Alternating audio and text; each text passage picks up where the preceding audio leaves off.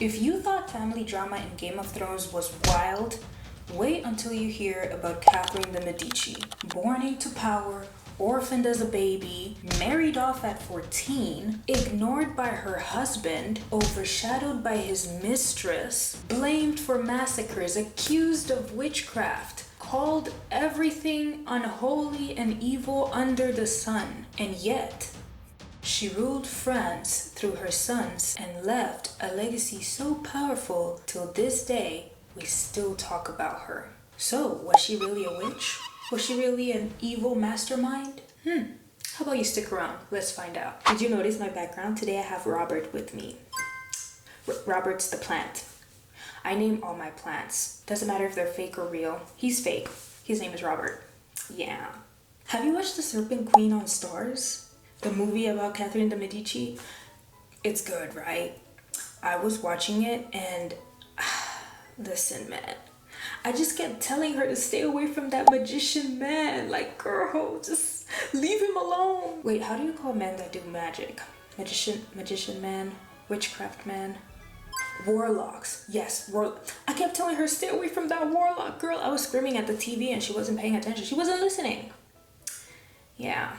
Anyways, so Catherine de Medici was born on April 13th in the year 1519. She was born in Florence, Italy, and she was born into the famous banking dynasty. Her father, Lorenzo de Medici, was Duke of Urbino, and he was also the nephew of Pope Leo X, right? And then her mother, her name was Madeleine de la Tour d'Auvergne. She was a French noblewoman, okay? Now, here's where things start to get they start getting a bit weird, okay? Not weird, but like, just within weeks, both of her parents died. Both of them, not one, not both of them died, leaving her an orphan. Now, some sources, because I was looking, I was like, why did they die? How did it happen? Some sources say it was either syphilis or the plague. I don't know. So the whole point is they died. Now, Florentines, the people from Florence, they called her the Little Duchess or La Petite Duchesse. And even though that name sounds really nice and really cute, her childhood was brutal. Her family, the Medicis, were absolutely hated in Florence. And so when the Medicis were finally overthrown, Catherine was about 8 years at this time and she was taken hostage. Now, when she was taken hostage, the rebels that took her, they were kind of debating like, what should we do with her? So they were thinking about maybe, I don't know, parading her in the streets on a donkey. Or, they could send her to a convent and lock her up in there. Or, they could just kill her. So they just, were juggling those three options and just thinking, what can we do? They chose the convent, thank God. Oh my God. So yeah, they chose to throw her in a convent. And even though, yes, she would be locked up in the convent, at least she was alive. So basically, Catherine grew up surrounded by nuns and just moving from convent to convent, just depending on how politics shifted. One day she would be at this convent, the next she would be at that convent, and next week she would be at a different convent. She was just moving around. Talking about nuns reminds me of how my mom used to tell me that when she was little, she actually grew up in a school, like in a convent school, where nuns would actually be teaching her stuff and she would have to, say her prayers and all that stuff. And the funny part is that she was like, oh my God, those nuns were like the most wicked people I've ever met in my life. But like my mom, she was like, oh my God, they were evil. Like they were the worst. I thought, I don't know. I always think of nuns as like being so nice and so sweet and so kind. But every single time I hear about them, it's just like, they're always being mean. They're always being wicked. They're always being evil. And it's just like, girl, I don't think God is gonna like that very much. But anyways, let's go back to the story. So during her, stay with the nuns, Catherine learned how to wear a mask. And when I say she learned how to wear a mask, I mean she learned to smile when she needed to. She learned to say things when it was necessary. She learned how to hide her true feelings or bring her feelings out when it's necessary or convenient. And basically, she just learned how to use her emotions and use things at the right moment. And these skills that she learned would help her so much in her future. We're getting there. Let me not get ahead of myself. But yeah, her skills that she was learning with the nuns, those would help her so much in her future. So when she became a teen, I'm not really sure how old was it, 14 years old? Her uncle, Pope Clement VII, arranged her marriage. And see, I was wondering, I'm like, so if her uncle was Pope Clement, why was she in a convent? Or is that... Alright, let me just mind my business and keep going. Actually, no, I want to know, like, if her uncle was the Pope, why did she have to be in a convent? Couldn't she stay with him in the Vatican? Like, was she not allowed to be in the Vatican? Like, where were you this whole time, uncle? I would have had some serious questions. Her uncle, Pope Clement, arranged her marriage to the French royal family. And this meant that Catherine would have to start a new life in France and leave Italy and whatever life she had in Italy behind. So in the year 1533, Catherine married Henry, the Duke of Orleans, which was the second son of King Francis I of France. And I mean, the wedding was a spectacular political event, which all weddings back then were political events, That's the only reason why these people got married. Political strategies, no love, just politics. And you might be thinking, okay, well, at least now she's married, maybe her life will get a bit easier, right? Like maybe she's gonna have a good life now. No, you're wrong, okay? Because her marriage came attached with a little rival, it came in the package, right there in the plan. Diane de Poitiers. Now you might be wondering, who is this woman? Who is Diane de Poitiers? Like, who's Diane? Well, I don't know if it was Diane or Diane. Let's call her Diane de Poitiers, okay? So, Diane de Poitiers was Henry's mistress. Henry was Catherine's husband. So Catherine's husband had a mistress called Diane. Now, you would be like, oh, well, that was normal back then. No, okay? Because Diane was 20 years older than Henry. Listen, maybe we might not have the same definitions or we might not think the same about this, but in my opinion, the way I see it, she groomed him.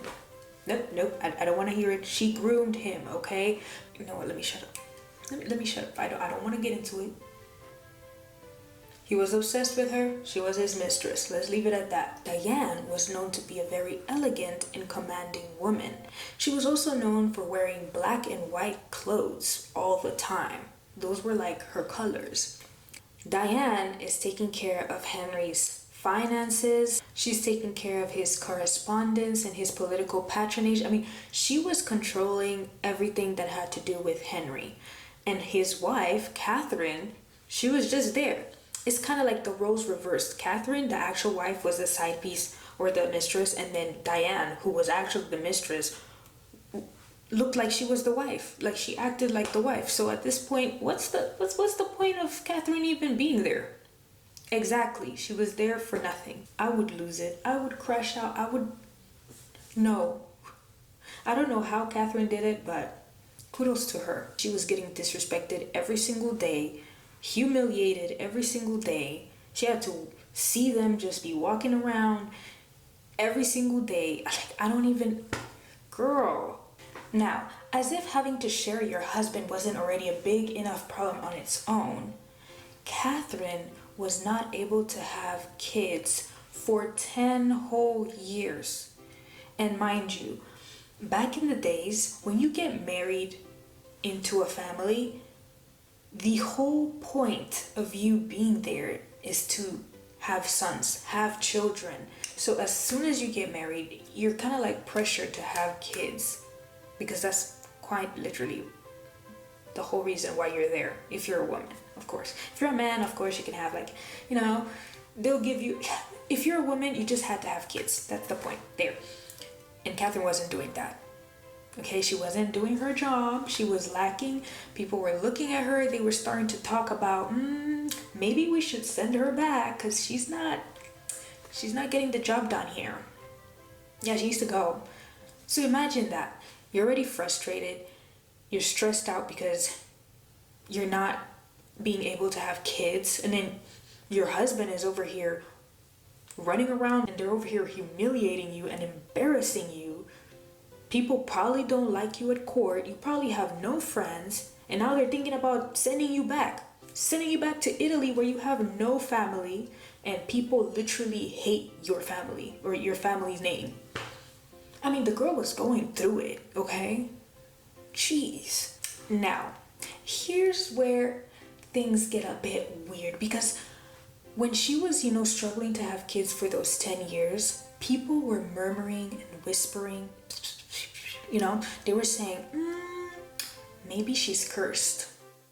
Yeah, she's cursed. And obviously Catherine probably was hearing these rumors and she was, feeling a bit desperate. Or not a bit desperate, really desperate. Like she really, really wanted to have kids. So, she tried everything. She tried whatever fertility remedies she knew of or people would recommend to her. She did pilgrimages. She tried potions. She tried medical experiments. Some say that she even did some magic rituals. And you know what? I don't know. I'm not gonna say, oh please, that's not true, because something is a bit iffy, and I'm gonna get to it when I get to it. But something ain't right in there. Okay, I don't want to be one of those people, but something just doesn't seem right to me, at least. But we'll get there. So after going through all those trials and tribulations and just experiment after experiment, potion after potion, pilgrimage after pilgrimage, just trying to have a child, in 1544, after trying for so long, she finally got pregnant and had her first child. And after that first child, she went on to have 10 children in total. Now here's where the thing gets weird, to me at least. You're telling me you went 10 years without having children, and then after those 10 years, you had 10 children? That don't sound a little, that don't sound a little witchcrafty to you? I don't know. It just seems like one child, like she had one child for every year that she wasn't able to have a pregnancy.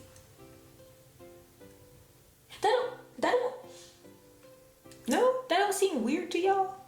Because I would understand if it was like, okay, she couldn't have kids for 10 years and then she ended up with 5 kids or 8 kids or 12 kids, 13 kids. But no pregnancy for 10 years and then 10 kids. I don't know. It's a little iffy. There's something in there. I don't know. I just can't prove it. I know there's something in there, I just can't prove it. So yeah, not all of her 10 children survived, okay? Many of her 10 children died, but it still maintains that in total, she had 10 children. And obviously, after having those 10 children, her place in France was secured, okay? It was probably secured with just one child, but after having 10 children, she was good. They were not trying to send her back home. They were not trying to annul her marriage. She was fine. She was good. No stress over here. Or at least that's what we thought. Diane was still there, so I guess the stress was still there. Okay, so Several years down the line, unfortunately, King Francis, Henry's dad, ended up passing away. And that meant that Henry became King of France. And I believe that was around 1547. Yes. And that meant that Catherine technically became Queen Consort, right? But Diane was still there, so yeah, Catherine was the queen in title, but Diane was really the one in charge. I don't know how to say. She wasn't in charge, but it's like she was taking decisions. And she was making decisions and she was controlling whatever Henry did. So technically, yeah, she was in charge. Yeah, Catherine was just a queen in name and that's all. And to make it even worse, like the wound is already wild. The wound is open. And Henry just keeps throwing salt at it, like, just sprinkling more salt in the wound. So Henry gave Diane Catherine's royal jewels. Can you imagine? And not only that, but he also he gave her Chateau Chenonceau. And that was a castle that Catherine really liked. So it's like, are you serious right now? And Catherine just endured. She endured. She would smile in public, act like everything's fine. But I'm pretty sure inside she was just boiling, like,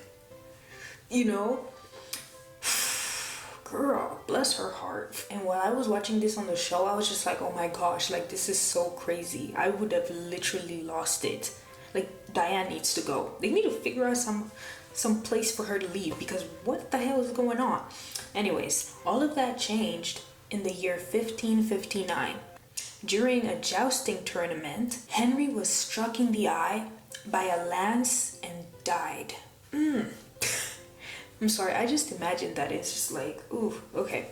But yeah, he was struck in the eye and died. And I'm sure Catherine was personally devastated. I mean, that was her husband, and even though he embarrassed her and did whatever he did, she still loved him. She loved him very, very much. But on the other hand, it's like, okay, he's dead, so what's next? So when her husband passed away, she immediately seized power as Queen Mother, and her first act was banish Diane from the courts. I was clapping my hands. I was like, yes, girl, you go. Get that girl out of here. Anyways, Diane was gone. Finally, she took back her jewels and she took back Chateau de Chenonceau. So, yeah, Catherine had finally claimed the spotlight. So because Henry, Catherine's husband, died, the next in line would have been her son, Francis II, who was married to Mary, Queen of Scots. Remember, if you watched Reign, you know. But if you don't know, Francis II was married to Mary, Queen of Scots. And that was the oldest son, or the eldest son, of Catherine de Medici. So he was left as king. And unfortunately, while her son was married with Mary, her uncles, the Guises, were basically in control of everything. They were just taking control and they were just taking advantage of this poor boy. And Catherine just had to, like, she was just pushed to the sidelines. She couldn't really do much. She was just watching how these men, or the Guises, were just using her son for their own personal agendas. Not only that, but Francis was actually really weak. He had, a lot of health problems, and unfortunately he died at the age of 16. And I mean, his death devastated Catherine. She was devastated, she wept, but his death freed up the path for her to become regent for her 10-year-old son, who was next in line. And his name was Charles IX. Yes, Charles IX. At this point, Catherine held real power. As a regent for Charles IX, she effectively ruled France, okay? But unfortunately, France was on fire. Not literally, at least not yet. But, it was just chaos, a lot of chaos. And this chaos wasn't like, people fighting in wars. Oh no, this was a spiritual warfare between the Catholics and the Protestants. And if you know your history, you know that these two religions have always been at war with each other, neck to neck, just always causing issues, always hating each other, always wanting to end the it's just crazy, okay?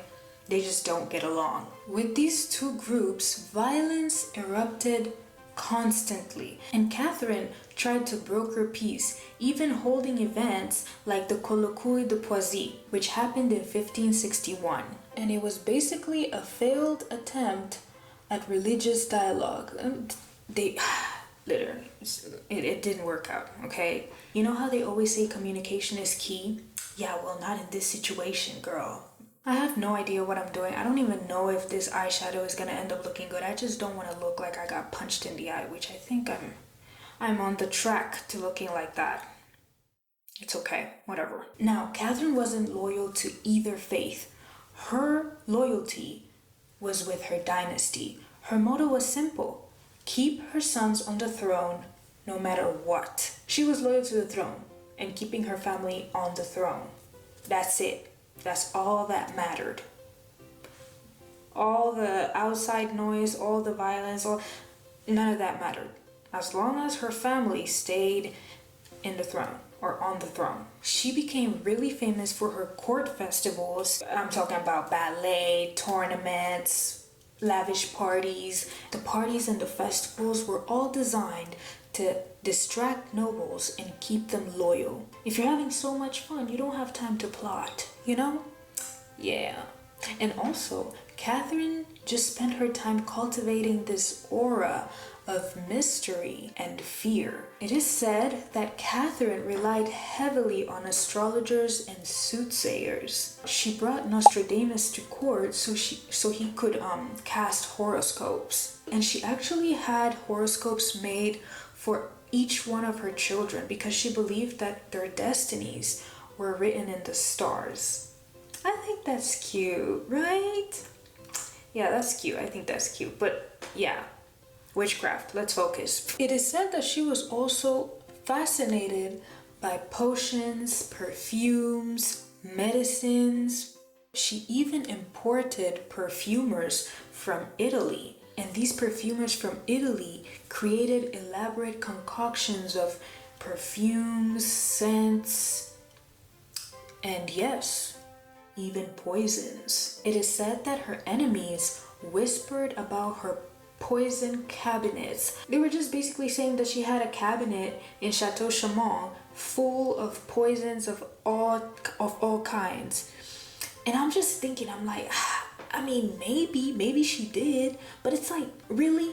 A cabinet full of poisons? Come on. They probably had nothing better to do than just gossip because, come on.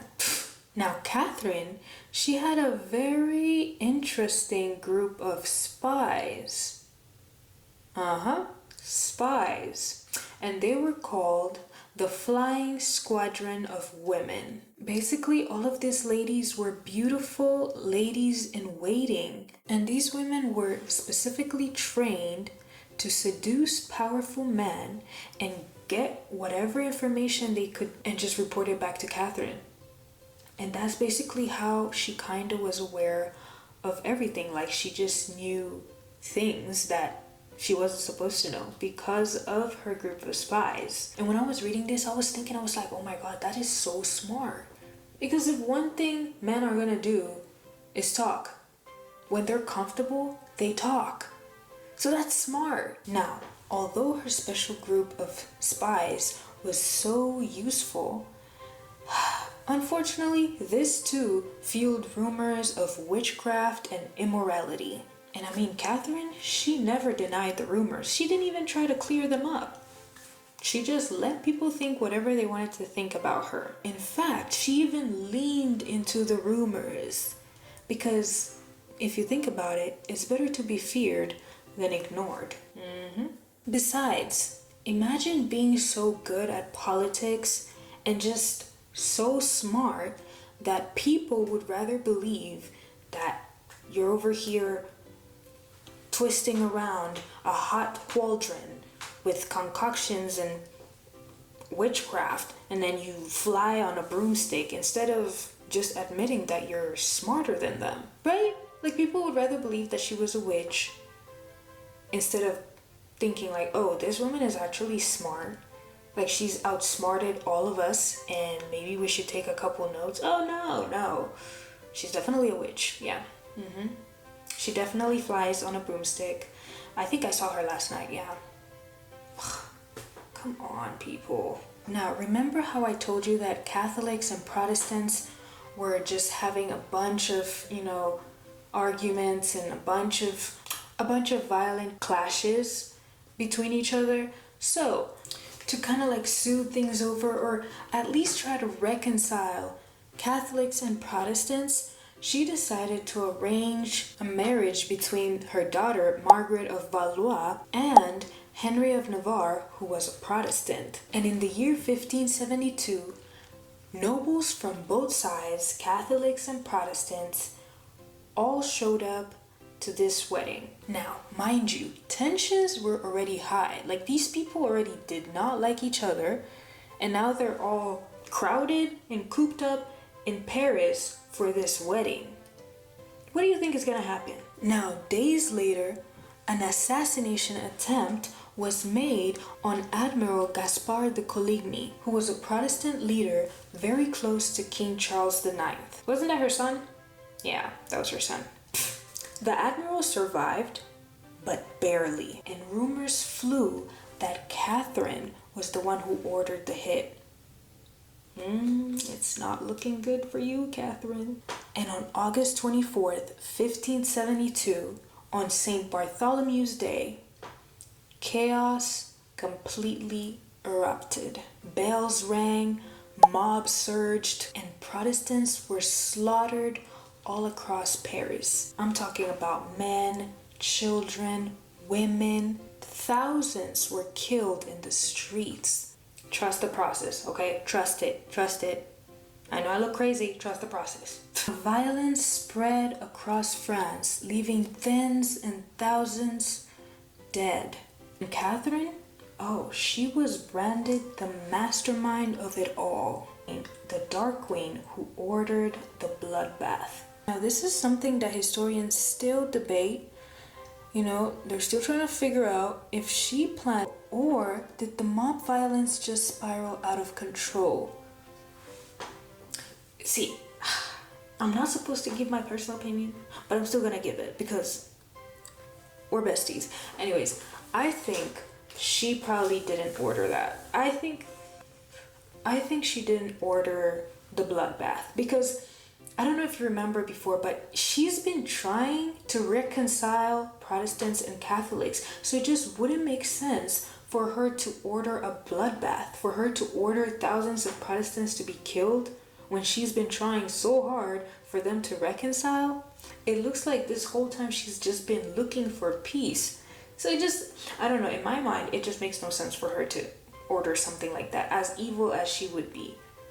Because that would clearly send the whole country in chaos. And her whole point is she wants her family to stay in the throne. How will she do that if the country's in chaos? Right? I don't know. That's just what makes sense to me. Either way, whether she did it or not, her reputation was sealed.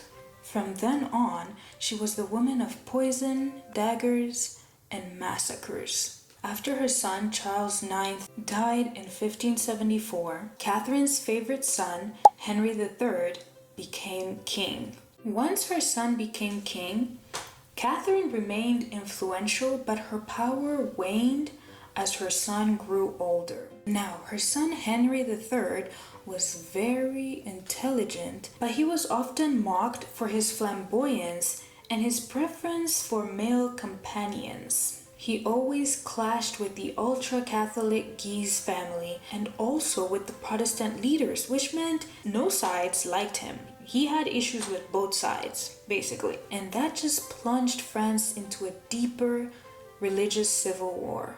Now, behind the scenes, hold on, my lips are dry. Girl, 1 second. Okay, that feels so much better. Anyways, back to where we were. Behind the scenes, Catherine was working tirelessly to keep things together, to hold things together. She was negotiating, she was scheming, she was even pleading with the nobles. But unfortunately, she could not stop France's descent into chaos. See, this is why I hate baking. I literally feel like I'm haunting this place. Like, oh my god, I feel like a ghost. I feel like I have no life in me. Ugh. Catherine unfortunately died on January 5th, 1589. She was 69 years old. She was buried at Blois and she was later moved to Saint Denis or Saint Denis. I don't know. Just months later, her son Henry III was assassinated. With no male heirs, the Valois dynasty ended right there with Henry. Catherine has sacrificed everything to keep her children's line alive, but unfortunately, it died with them. Her son-in-law, Henry of Navarre, remember the one who was married to her daughter, Margaret of Valois? He became King Henry IV of France, founding the Bourbon dynasty. Catherine de Medici has been remembered as the Black Queen, the poisoner, the witch, the villain. The truth is a bit more complicated. She was ruthless, yes, but she was also a patron of the arts, a pioneer of French cuisine and culture, the woman who introduced ballet to France, and above all, a mother fighting to keep her dynasty alive. Her tragedy was that despite all her efforts and all her sacrifices, her dynasty still collapsed. But her legend? Oh, that survived. So, what do you think? Was Catherine de Medici a poisoner, a witch, a villain, a mastermind of massacre? Or was she just trying to survive in a foreign land? Maybe the answer is both. And maybe that's why 500 years later, we are still telling her story. Well, that is the end of the story of Catherine the Great. Thank you so much for staying with me and learning about her. I just wanted to wish you a great week or weekend. Enjoy yourself. Please, please, please be safe, and I will see you next Sunday. Bye.